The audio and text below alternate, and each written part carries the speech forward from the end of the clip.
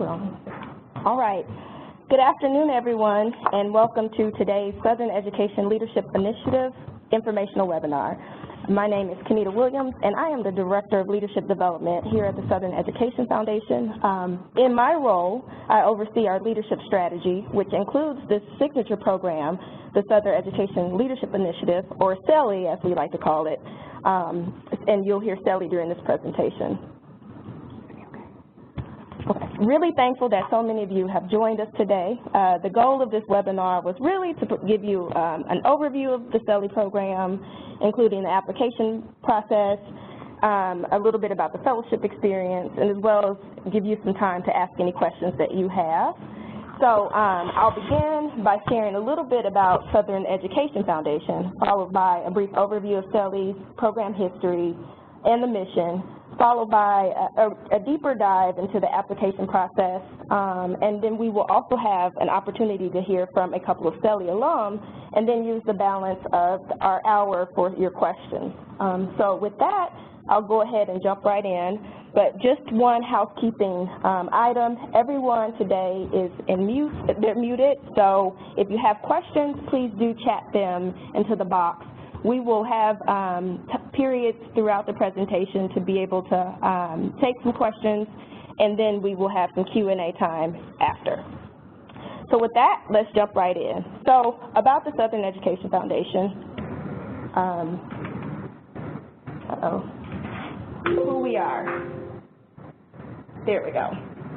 So founded in 1867, we were initially called the George Peabody Education Fund, but the name changed shortly after and to reflect what our real mission was, to be about Southern education. Our mission is to advance creative solutions to ensure equity and excellence in education for low-income students and students of color across the South. In terms of our vision, the Southern Education Foundation envisions a world where every student, regardless of our background or their background, enjoys the education that propels them toward the opportunity-rich life that they deserve. Just a little bit about our work. As you can tell from our name, we are a Southern focus, so we cover the southeastern region of the United States. As far west as Texas, up to north, Virginia, and sometimes we include DC in that. We also cover the entire continuum of education, starting at early learning with pre-K all the way to higher education. So we are cover the pre-K 16 continuum. Our work really falls into three buckets. We have analysis and solutions, where we look at trends and data across the region to see what we are seeing in terms of education equity and where we might want to focus our efforts. Then we have advocacy, where we kind of use this research and data, as well as partnering with some of our partners in this space to really work toward affecting change around these trends that we see. And then finally, leadership development, where that's the bucket that SELI falls into, where we are really working to develop a cadre of change agents. So we're looking to create innovators, thinkers, leaders, so that they can become the change agents needing to affect the change we see in education. So I thought it was important to give a little bit about the background on SEF, particularly since SELI is one of our core strategies to advance our mission and vision. And really, our mission and vision inform how we operate SELI and who we partner with around the program. But so then we now will just jump into a little bit about SELI. Before we do that, we will begin with a short video.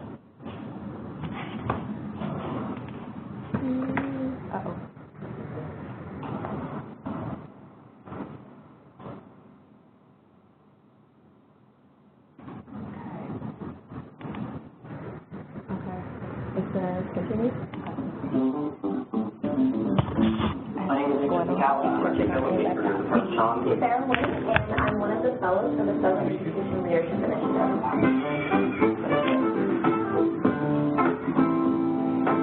Because I'm both college students, I don't know exactly what I want to do. I figured that would be a great way to kind of get some exposure to the different factors and social factors. SELI places you in a community of people who want to do the same work, and gives you the tools necessary to be able to give back and be able to be an agent of change in whatever community you belong to.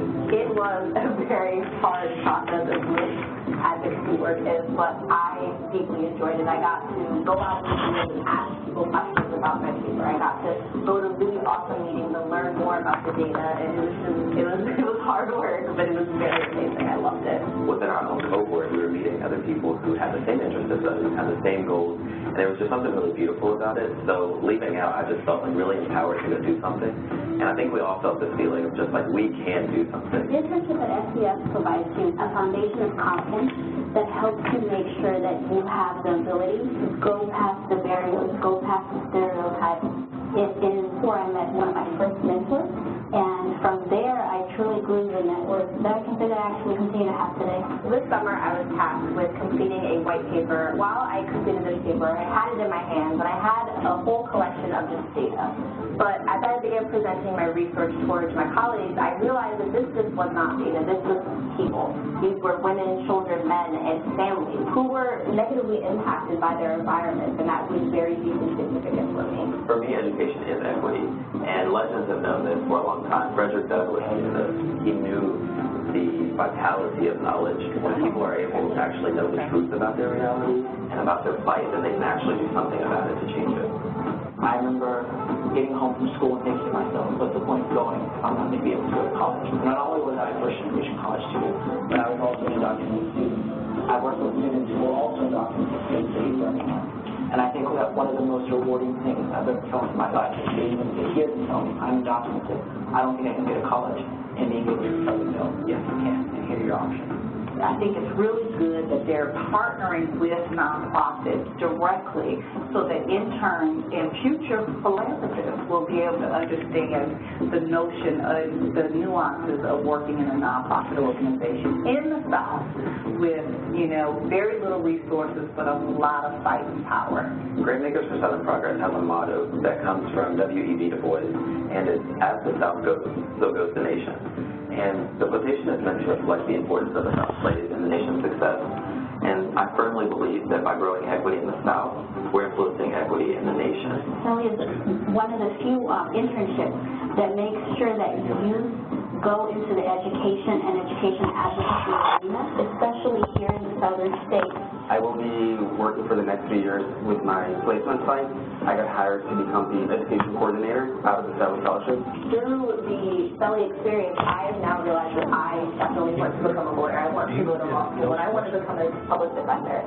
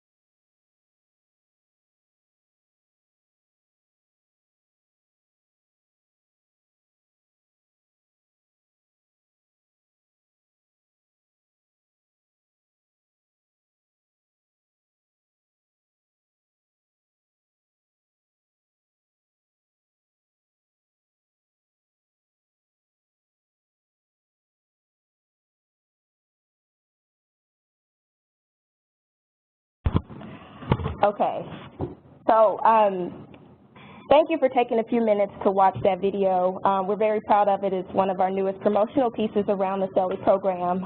We began the video with that video just to really provide some context about the program so you can hear directly from some of the fellows and some of the alumni. But now I'll just take a little bit of time to expound on SELI. So SELI, the mission of SELI is to empower the next generation of innovators, thinkers, and leaders to become effective change agents in education.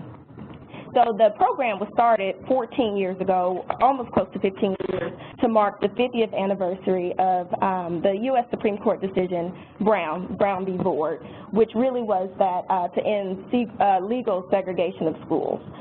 We thought, there was still a lot of work to be left a lot of work left to be done after Brown to make sure we were all doing our part to fulfill the promise of Brown and making sure that all children, regardless of race, class, gender, receive an excellent education.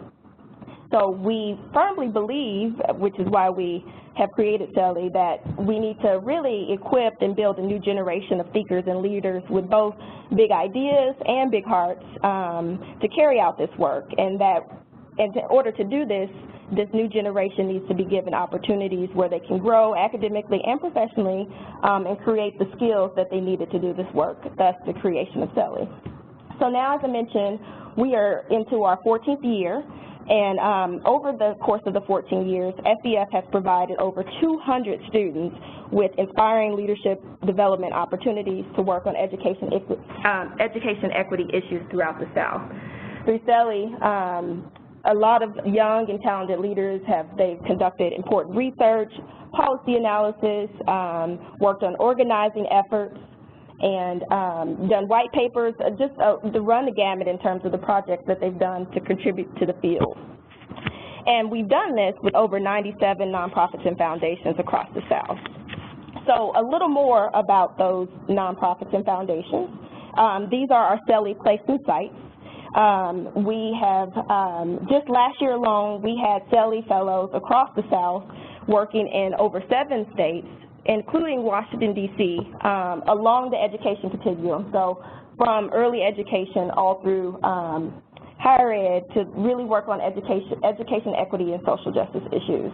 So on this slide, you'll see a few of the placement sites where we think and where we think they fall on the continuum. So we see Voices for Georgia's Children, which really is focused on early learning.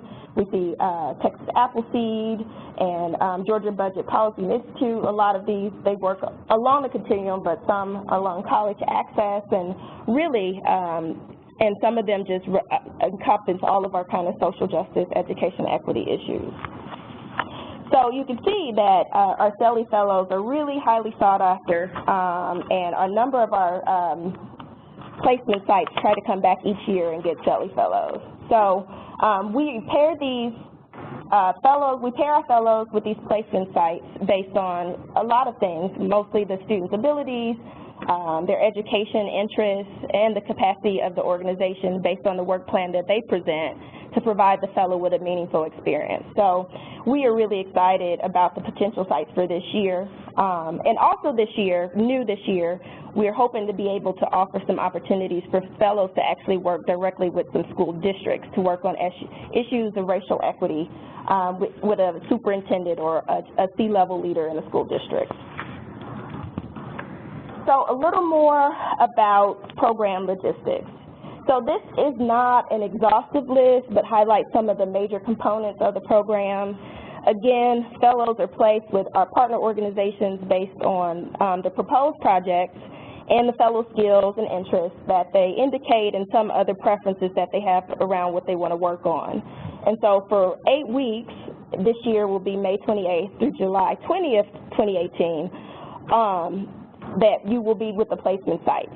All the fellows are required to work full-time. That's a 40-hour work week in their placement sites. The goal is to really work through the work plan that our partners present when they apply to host a fellow. And projects can include a number of things. I mentioned earlier, they could be research, they could be white papers, building infographics, doing some data collection, even helping some of our partners prepare for legislative sessions. So what I really want to point out is that we are clear with our partners that this is not an admin assistant, that our fellows are not to be bogged down with administrative tasks the entire summer, like making coffee or running copies. And our partners really do honor this. So in addition to the 8 weeks, fellows will be required to attend an orientation kickoff to kick off the fellowship. And those dates are May 23rd to 25, 2018. This serves as sort of a primer for the summer experience. The fellows will be exposed to social justice issues and education, hear from past alumni, hear from policymakers, hear from organizers, advocates, really to hear directly from people working in the space. and you will leave the orientation and go directly to your placement site. Again, the orientation will be May 23rd to 25th, and that will be in Atlanta, and again, attendance is required. Then at the end of the summer, fellows will come back to Atlanta for a closing meeting. And this meeting is really an opportunity to be reflective, to talk about the lessons that you've learned, what your work experience, and then a little bit about forward thinking about how you might carry this experience into your future endeavors. This meeting is July 25th through 27th, 2018, and again, attendance is required for this. Just to note, SES will cover and arrange your air travel and reimburse for car travel expenses coming to and from all the meetings and to your training placements, to the trainings and to your summer placement sites. So a little bit more about the program and the logistics and what it means, or what you need to do to be eligible to be a fellow. So first, they're listed on the slide. They're pretty straightforward, and they also can be found on the website, but I'll just give a really high-level overview. So generally, students should be between the age of 20 and 32. There are some exceptions made on this by case-by-case basis, so please don't let this age deter you from applying. Also, students should be they should be an equivalent of junior status in an undergraduate at the very least. And we're a lot more stringent about this, less stringent about the age requirement, more about the credit hours requirement for schools. So that is usually an equivalent of completing about 60 credit hours. And you can be an undergraduate, or you could be a graduate or professional level student, be in a master's program, law school, or a doctoral program. It's important to note that there is no GPA requirement. The real requirement is that you have a real passion and aptitude for working on social justice and education equity issues. And really want to work with us at SEF to realize the compelling vision for an excellent education for all students. Another requirement, I think probably goes without saying, but I will say it, is that you should have excellent writing skills, interpersonal skills, critical thinking. These are all extremely important. Our goal really is to send a very high caliber fellow to our partners so that you can make a valuable contribution to the organization.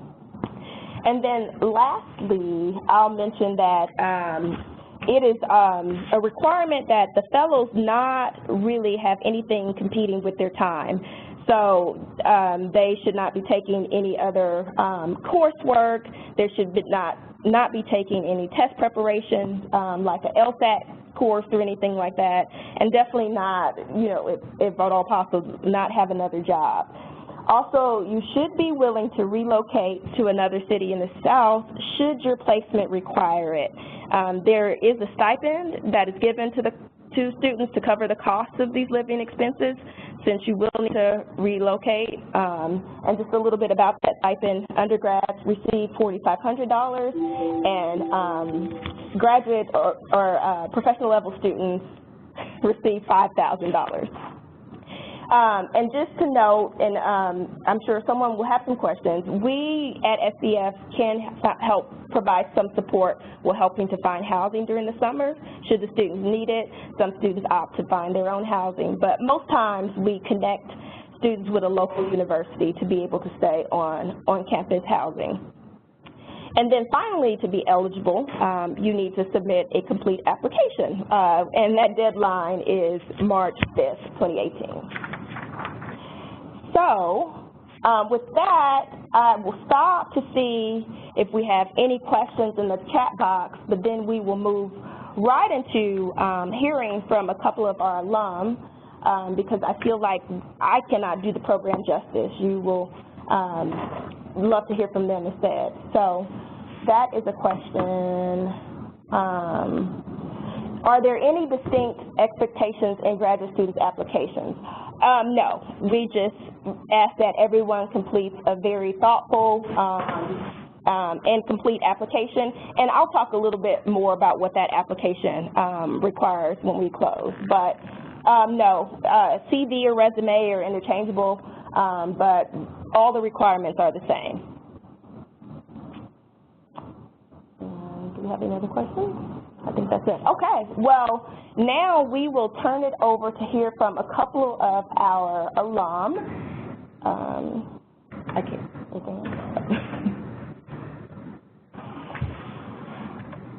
All right, so we will hear from two. First, we will hear from Jordan Tafari. He is a Morehouse man, a senior at Morehouse College, and a 2017 SELI alum.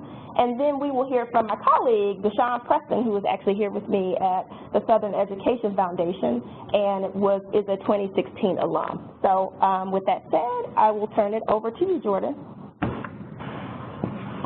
Good afternoon or good evening. My name is Jordan Tafari. As stated, I am a current senior at Morehouse College, currently in Atlanta, Georgia.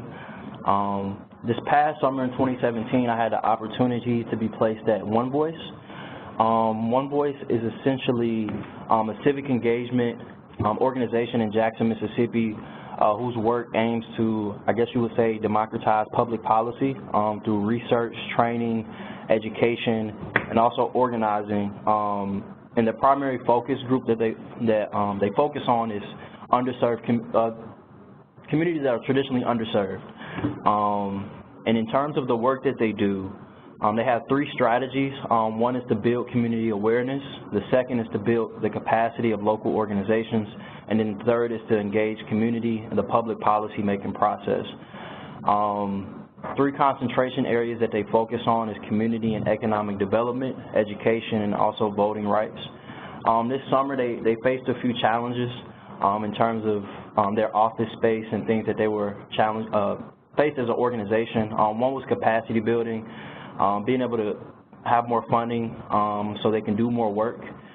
Two was their communications platform, so they're doing a lot of revitalization on their website, in their office, and trying to essentially push their efforts out to the community to promote their work.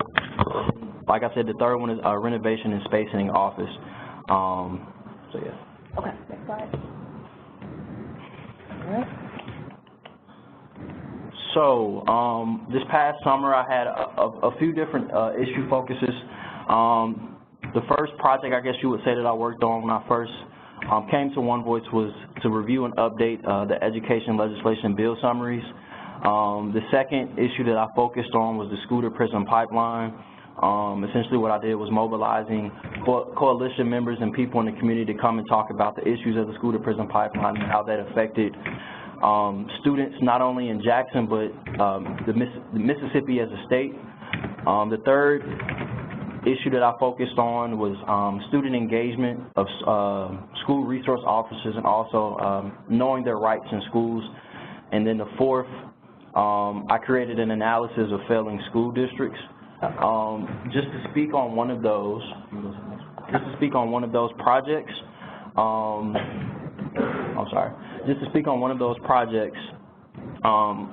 my most meaningful project was the analysis of the failing school districts.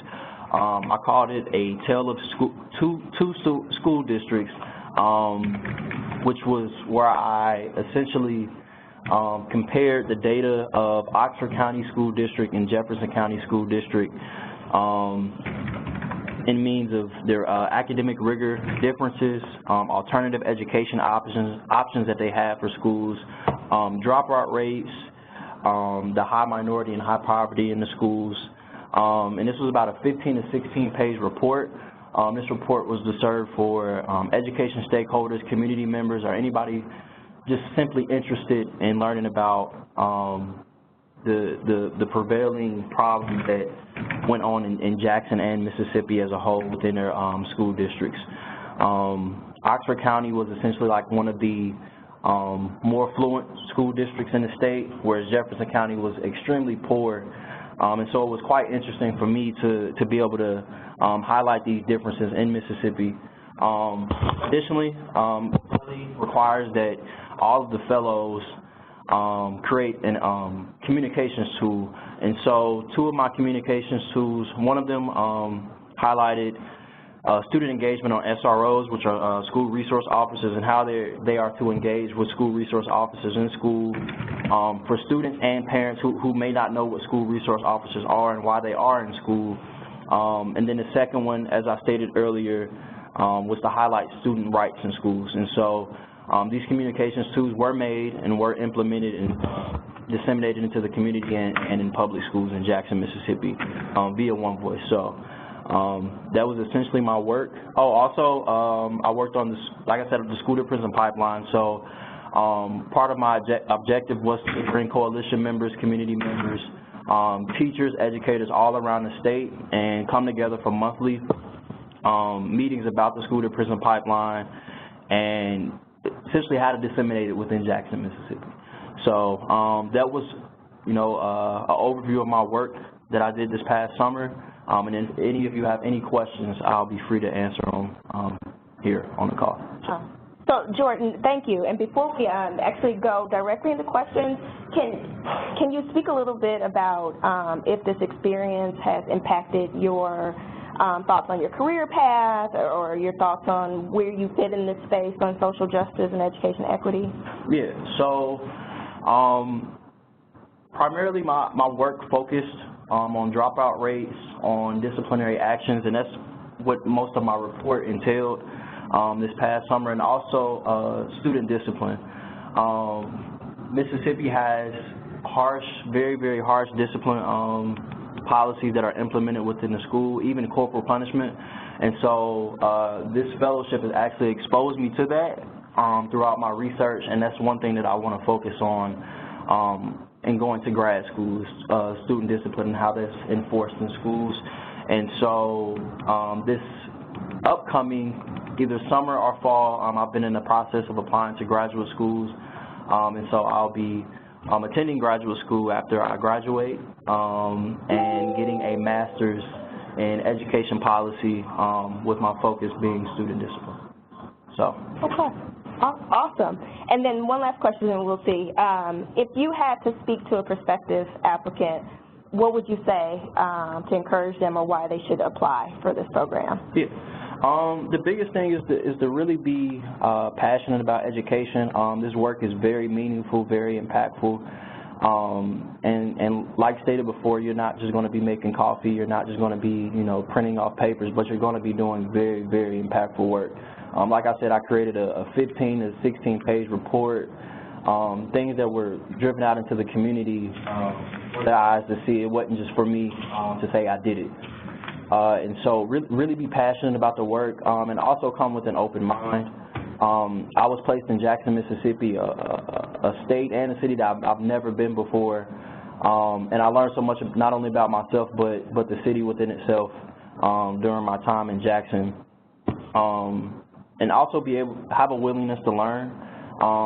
You may not know everything, and also you'll be in a cohort, and so I was coming into the cohort my junior year, or after my junior year, and I was around sophomores, other juniors and seniors, and also students who were pursuing master's and doctoral degrees. And so it's a true learning experience when you have a lot of different perspectives in mind, and being at the table at the forefront of other students who all have a passion to engage within education in some facet was very, very impactful for me. And one of the main reasons why I actually chose SELI was because it wasn't specifically catered towards juniors or seniors, but I can be able to learn from people who are younger than me and also older than me. So, yeah. Nice. Well, thank you. It sounds like you had a really wonderful experience. So I will see if we have any questions from our listeners, attendees. And I am not seeing any. So we. Yes. Okay. So we are going to turn it over to Deshawn. And I thought it was important to hear from Deshawn for a lot of reasons, because Deshawn is not an undergraduate when he did his experience, so he gets to talk about it from a different perspective. And then also, Deshawn is now working full-time with the organization that he was placed at, Southern Education Foundation. So I think that says a lot about the impact of the program. So, Deshaun? Yes. So when I came to the program, I was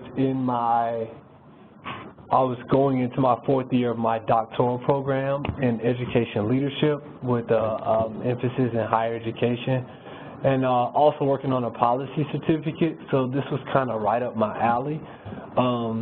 And when I came in, I was actually dealing with a serious policy issue that has plagued the nation, which is dealt with developmental education, or as many people might know it as remedial education. So essentially, I was calling out the overrepresentation of students of color in remedial education and entering into college, and trying to come up with various policies, well, critiquing policy, but also coming up with solutions that might better address and assist students of color who are required to take Dev Ed, so that not only they can complete Dev Ed, but that they can graduate through college. So it was a great experience for me. Had the opportunity to visit Morgan State University in Baltimore, Maryland, as well as Claflin University in Orangeburg, South Carolina, 2 HBCUs, where we were hosting some interventions and doing some studies there. So a great experience. I had the opportunity to meet with a lot of the faculty there, as well as some of the students. And from that summer, I actually was able to release a report, and the report did pretty well. Was able to write a few blogs for Diverse Education and a few other places, and even in addition, was able to go to several conferences to present the work that I was doing here. And I really enjoyed myself, gave me the opportunity to meet various policymakers and also to interact not just with other SELI fellows and alum, but to interact, of course, with the people here at SEF, which ended up turning into a job opportunity for me. And that's actually not rare. Interestingly enough, someone in that same cohort ended up with a job opportunity from ACLU in New York. And I know someone from last year also received a job opportunity at his placement site in Arkansas. So I've seen a lot of doors open up for people through SELI. Oh, I can speak on that as well. Yeah, I can speak on it as well. One of my fellow members of my cohort from last summer, Fernando, I think he was actually pictured in the video. He received a full-time offer after completion. Well, no, actually during his time at, I believe, the Arkansas Public Policy Panel. He received an offer of, I believe, 3 years. And he's currently there working now. And so these opportunities that you have with these organizations can lead into full-time offers if you so choose. So I don't think it's nothing that's guaranteed, but if you do provide good work and they are in need of somebody to fill a position to the capacity that you're serving as a fellow, then there can be a possibility that a job opportunity may open up. So, yeah. Thank you, Jordan. We had a question at box for Sean. I'll read it really quickly and then let Sean weigh in. So it says, as a graduate student, SELI fellow, did your experience determine your postdoctoral aspirations? Did you want to pursue practitioner organizational work to begin with, or were you considering academia as well? It's a great question. It's a really great question, a pretty loaded question, and considering I have to see, I'll try to shorten it and not give you a lengthy version. The academic version? Yeah, but interestingly enough, the summer before, I actually spent time with the Department of Education, so I was kind of already into policy.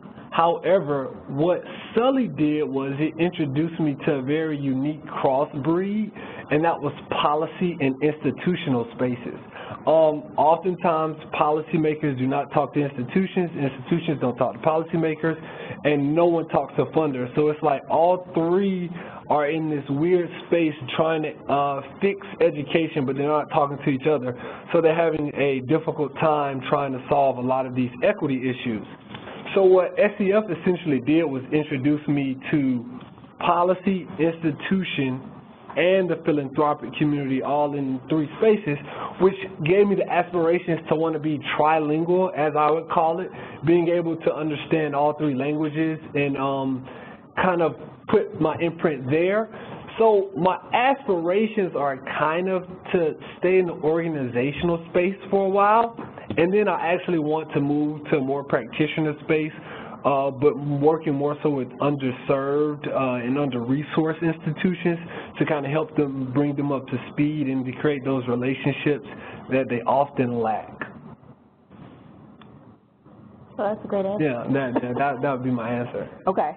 So thank you. So Deshaun, before I actually go to the next slide, and we'll see if any more questions come in, I want to ask you the same question. Sure. What would you say, or to a prospective applicant, or and to encourage them to apply? Okay. Should apply. I think it's very interesting. One thing that I enjoy about SELI was the fact that I met other graduate students, kind of as Jordan said, and people that were in undergrad. So it gave me some perspectives, broadened my network, gave me the opportunity to meet new people, but it also taught me about various issues that were going on throughout the South and within the United States. So ultimately what happens at the end of SELI, you come back with your cohort, and everyone kind of talks about what they did for the summer, what issues they worked on, things that kind of stood out for them, how things were going, their day-to-day routine. So it opened up my eyes to a lot more issues in the education space, and not even just in the education space, but that students deal with. A lot of people during my cohort were dealing with a lot of wraparound services. So we were talking about students not having enough food to eat, not having, you know, a way home, no after-school care programs. So that really put something on my radar that I wasn't paying attention to. So that in and of itself was helpful, but then, like I said, the other thing about it is it opened up my network. A previous SELI alum, I've gone to several conferences and I've run into multiple SELI alums, and just because we're SELI alums, it's kind of like that brotherhood, that sorority, that fraternity type thing. And there, even here in Georgia, there's a legislator by the name of Brenda Lopez who is a SELI alum, and she looks out for me. Like, she's invited me to come to sessions. She's invited me to meet with various policymakers to kind of talk about issues and things of that nature. So the knowledge, the network, and the connections that you make are enough reasons for me to join SELI. Nice. I can speak. Okay. Yeah, and I can also speak on that as well, in terms of the network and the people that you meet. So before we even started at our actual placement sites, we had a week of orientation where speakers and different leaders within the sector of education came in and spoke to us about the work that they do, and also spoke on issues within education. And I believe the last week we sort of had that same thing at our closeout meeting when we came back. And one of the institutions that I was actually interested in applying to for graduate school for an urban education policy master's program was Brown. And so happened that someone who I believe was connected to Brown came in and spoke, and I was able to connect with him, and he was able to connect me with one of the faculty there. And I was able to kind of be, you know, pulled into his network and have a resource for Brown. And now I've gotten into Brown, and that's actually one of my top institutions. And I'm a firm believer that part of that was because of that connection that was made, and because I was a SELI fellow, and also Warren Simmons serves on the board, I believe, of SEF, and he's one of the faculty over at Brown. And so SEF is well connected, and it definitely worked out for me. And if you're really interested in education, SEF is well renowned and is well known in the sector of education, and I'm glad I did not pass up this opportunity. So yeah. For the advertisement. As you keep saying something. So we had another actual question come in the box for our alumni, and it says, where did it go? Oh, we had a few come in. Okay, so I'm going to go through and try to go through the order that came in. So the first question says, for our alumni, I'm struggling a bit to bring together a single narrative for my policy interests with my background, my personal statement. Do you have tips on honing your statement? Thanks in advance. So our alumni, they're taking a minute to think. They're going to weigh it. I'm going to probably give you a very graduate school answer, but it's trying to figure out how whatever policy has most impacted you, whether that's negative or positively. And you kind of speak on that because it's interesting. I was having a conversation here at SEF. I was in a meeting where we were talking about the importance of policy. And the interesting thing is policy is a double-edged sword. If you don't know policy at all, policy will cause you to live in poverty, destroy you, and make you think that you can do absolutely nothing. However, and typically that's what happens in a lot of communities. People don't know policy, and unfortunately, it negatively impacts them. However, people who benefit from policy are people who are either funding it or writing it, and who know it extremely well. If you know policy like the back of your hand and understand how it can play a major part in your life, you'll appreciate it. So I would say take the policy that has most impacted your life or someone's life who you care about and see how you can then tell a story about that. People love stories. If you pull on someone's heartstrings, it tends to kind of make them, I don't want to say a pity, but you capture their attention and they become very interested not only in your story, but you as a person. Thank you. So another question for the alumni says, many times individuals try to sway me away from policy work or working for education nonprofits because I have not had any experience teaching yet. Did you all teach previously, Deshaun, or did you teach previously, Deshaun? If not, do you think it has handicapped in any way? Not a bit. Well, I was a substitute teacher, but I'm 20. When I was a SELI fellow, I was 27. I'm 28. I have no teaching experience at all. I just have a PhD. And now I have experience through SELI and a number of other internships in the nonprofit space. And if I'm being honest with you, a lot of people in the nonprofit space who are dealing with education don't even have that. They don't even understand education. They have some friends and they understand business ventures, they understand economics, they understand a lot of other things that are possibly in some ways connected with education, and they're in that space. So you'd be surprised how many people who are not connected to education work in the education space. So I think you're doing perfectly fine. You're all right. And I would just add, obviously not as a SELI alumni, but as a person that has been in this education space for a while. I did teach. I'm a Teach for America alumni, but I think education is much broader than the classroom. I think that's a really myopic view to think that I mean, it's helpful. You see kind of firsthand what some of our children are dealing with, but, you know, I also saw a lot of that in my own upbringing. So, like, there's a lot of ways to gain the experience and exposure to the issues that we care about. So, you know, classroom experience, it does not handicap you. Yeah, I would say, honestly, especially in the equity space when you're dealing with low-income students and students of color, the more important thing is actually listening and understanding the people who you're advocating most for.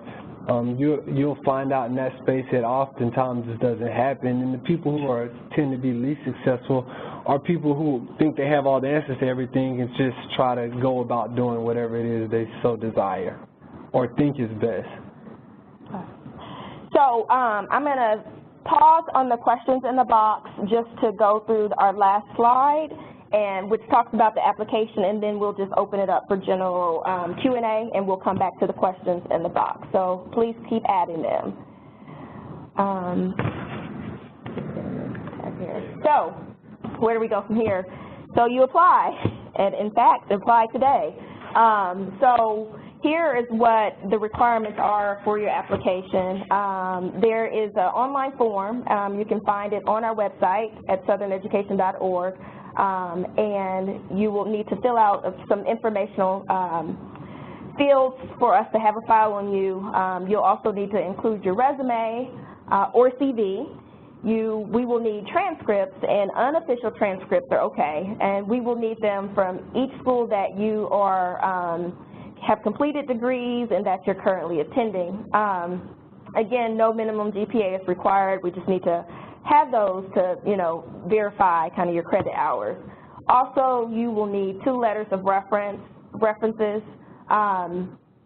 You will need to, those need to come directly from your reference.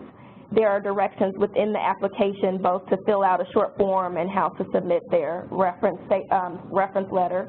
You'll also need to complete a personal statement, and all of this, again, is in the application, and answer a few short answer questions. And so once you have completed all that, you will submit all of that in one email, and you will email that with your last name and first name and SELI 2018 in the subject line, and send that on to us at SELI@southern.Education.org.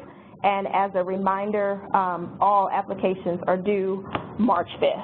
And so with that really brings us to the end of our presentation. So we will now open it up for Q&A. So I will go in the box. We have about 10 minutes left, so I'll try to make sure I go through as many questions as possible so we can answer. If not, always feel free that you can follow up with me directly. I would also, I hope they don't mind, volunteer our alumni speakers today to answer any additional questions as well. But let's go ahead and see what questions that we can answer. So, let's see. Okay.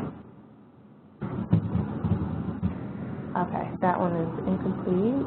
Oh my goodness, loading. Uh-oh. Okay, so this question, I am interested in tying my interest in advocacy and education, but I'm also interested in learning more about policy. Any suggestions or advice? So our fellows, our alums, they have suggestions for you. I think this would be kind of a straightforward answer. I would say apply to the fellowship. There's many ways that you can do all of these things, and at one placement site. I know specifically at my placement, they had an array of things that they wanted me to complete, but at the same time, they sort of let me tailor my interests to my projects. And so everything that I worked on were things that I was interested in. So not only did the fellowship within itself and the staff place me at somewhere that they seen fit for me, but at the same time, my actual placement site and my supervisors allowed me to tailor my projects around my interests. And so if you are interested in these things, I would say, if so happen you have the chance to be selected for the fellowship and participate, and you choose to participate, really talk with your site supervisors and see if there's any way you can, leverage your interests among with the things that they want you to complete as well. So. I would say if you're interested in advocacy and education, but also policy, that's great, because all three go hand in hand. If you're going to advocate for education, you have to know policy, and being a SELI fellow would be a great opportunity and what you need. And then additionally, I would keep telling you, just continue to read a lot of policy, and you'll start to figure out what you want to advocate for in education. And just kind of the technical advice, I would say be very clear about your interests on your application. Yeah, definitely. So one question asked, how many applicants are selected to participate in the program? So this varies by year. So this year we are anticipating that we have about 10 fellows.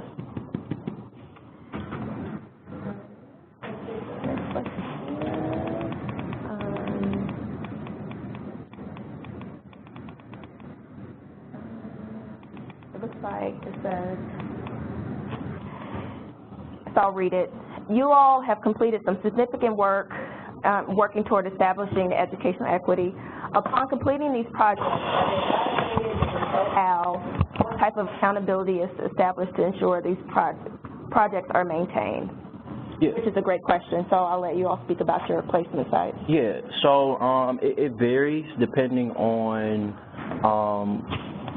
not only your placement site, but your supervisor as well. So specifically for me, when I was at One Voice, the day that I came in, it took about 3 days. Me and my supervisor, they already lay out a plan for what they want you to complete throughout your work plan. So if so happen you are accepted, I believe if it is the same way, you will be sent not only your congratulatory email, but also your placement site and the work that you'll be completing. So you'll know the expectation before you even accept to want to become a fellow. And then once that happens and you go to your site, for me at least, me and my supervisor sat there for about 2 days and really tried to figure out what the plan was or what they wanted me to accomplish. And so during that time, after I would complete my projects or whatever they wanted me to, to complete over that time with deadlines. And so in terms of the communications tools and the things that being a fellow that it requires of you, there's also deadlines. And so you would simply just figure that out with your supervisor, and so complete those projects and those things by those deadlines. So I hope I answered your question to the best of my ability. I won't beat a dead horse. I mean, you said it. It really depends on where you go and what project you're doing. Projects vary, sites vary. But kind of like Jordan said, once you're selected, you'll know where you're going and what you're doing before you even get there. So that's always a plus. And I would just say from the SEF end, there's not a formal evaluation, so to speak, but there are, you do a final presentation, we'll do check-ins, and so there are mechanisms in place to hold you accountable. And I will say, I haven't met someone who hasn't walked away from a SELI site with something tangible. So whether that's some type of blog post, whether that's some type of report, whether it's some type of data set, they walk away with something tangible that you can kind of show that, hey, I actually did something this summer, if that's something you're concerned about. As a matter of fact, I'm almost certain I know a few people who actually got college credit for it.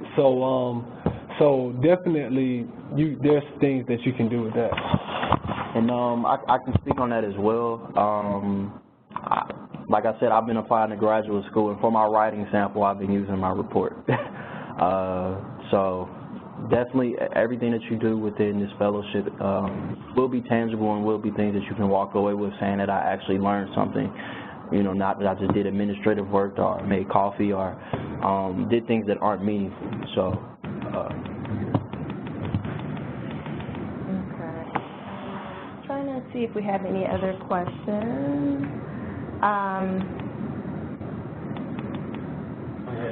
Okay, yes. So, are all host sites focused on urban communities? I have a special interest in social justice and rural communities. No, we see that education, traverses communities. There are rural communities, there are urban communities, there are suburban communities. It just really is determined by the project work plans that are submitted by our partners.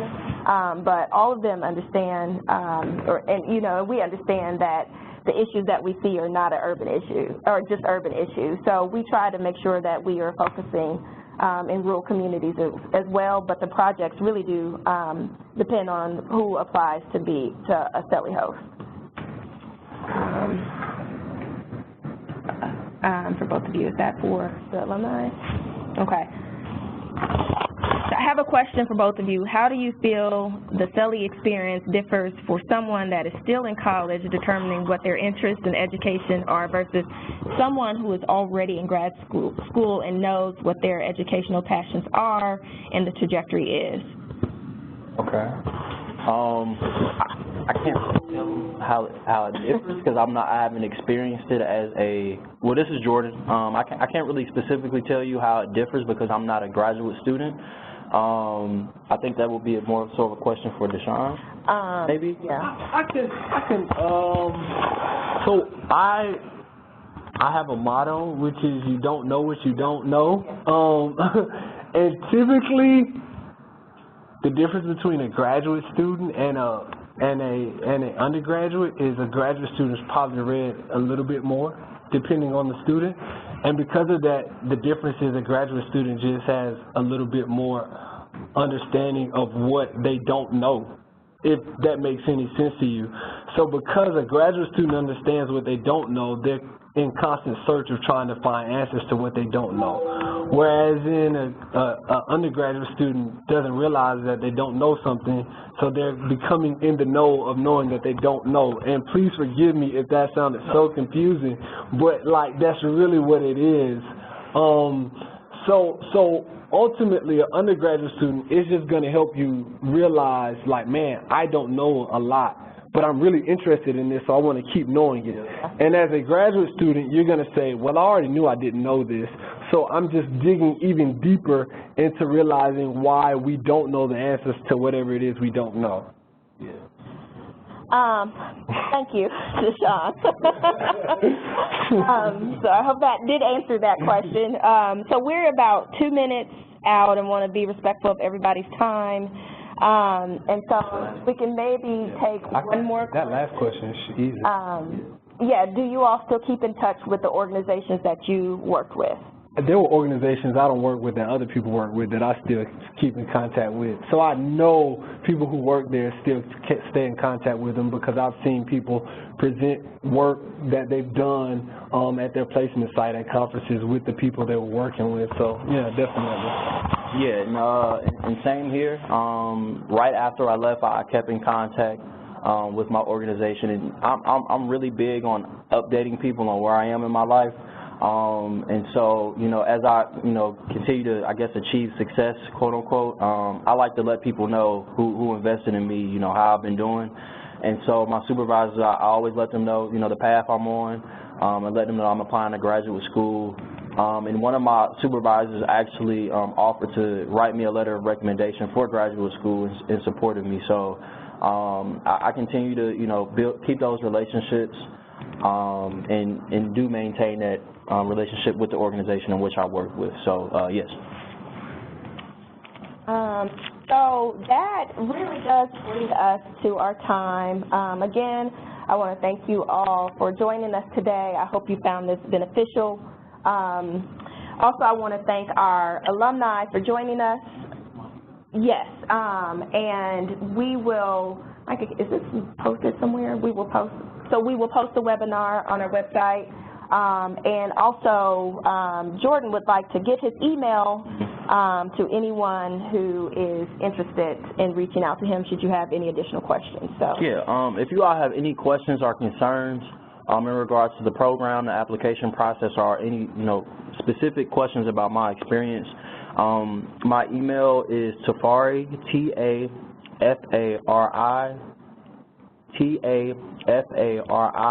Jordan, Jordan.